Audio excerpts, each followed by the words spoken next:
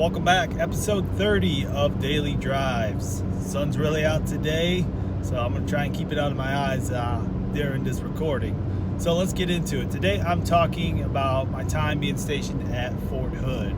So Fort Hood's Army base in Central Texas, and I was stationed there starting in 2010. So a lot of people, there's been some bad news about Fort Hood lately, but I liked my time when I was stationed at Fort Hood, but I wasn't there as long as some people might have been. So I was there for about 9 or 10 months, and then after that whole time we were preparing for a deployment. Then once I got back from deployment was right when I was getting out of the military. So the 9 or 10 months I was there is mainly what I'm going to talk about.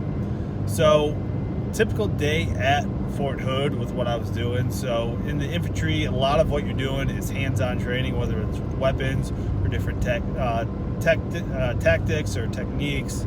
A lot of it's focused on that, so it's really hands-on. So a typical day, I'd probably wake up about 5 a.m. We did PT every day, Monday through Friday, which is physical training. So I'd eat something real light before that, normally like low-calorie toast and like no sugar jelly or something like that, just so I had something. But anyways, regardless, I'd get to the company about 5:30 or so. I think 6 o'clock was when they did reveille, and right after that you went into about an hour and a half of physical training. So after that, you'd go eat breakfast and shower and get ready, all that stuff, and we'd come back about 9 o'clock. We'd start our daily leadership meeting. So anything that we had going for that day, we'd jump into it after that. If we're not in the field, there'd be lunch, and then you go back into training. And a typical day normally ended about 4 or 5 o'clock. So that's when you're what they call like garrison training, or you're just doing stuff. It's more like a typical day. But a lot of the time that we spent was out in the field, where you're out literally in the field or the forest, within the trees, and you're doing your training out there. And that's not normally a Monday through Friday thing. Depending on how long it is, could last 2 to 3 weeks, maybe even a month. And that's an everyday thing. So there's really no off days. The days themselves are a lot longer, normally 12 to 14, maybe even 16-hour days. That's where you're doing a lot of your night training and stuff like that, and you're out on the range training on the weapons. But so that's what a typical day is like. Again, when I got there, the unit they had just come back from their last deployment, and the operations tempo was pretty high at the time. And so once they got back, they did a quick relaxation period of maybe a month, and then they got right back into training for the next upcoming deployment.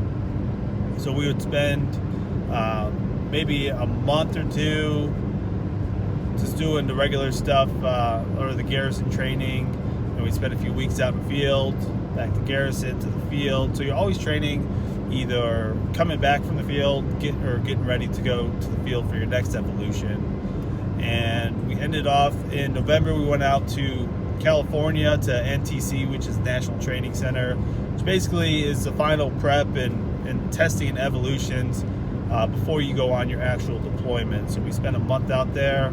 Once we came back, it was right before Christmas time, and they let you go home on leave for that. And then as we got back from that, we did the final prep for the deployment, which was in January.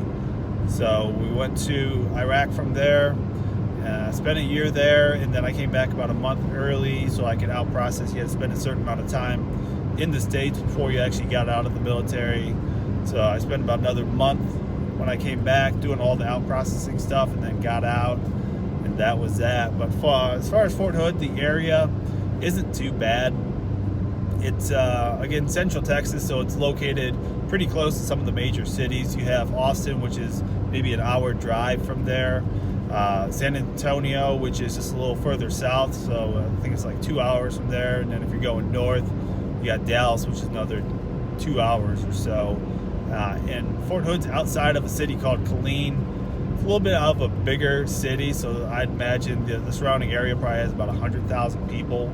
Fort Hood by itself is huge, and there's probably like, I forget the number, but it's probably like 30,000 people that are on base at during the normal duty day, and that's military and civilians and contractors and family members, all that stuff.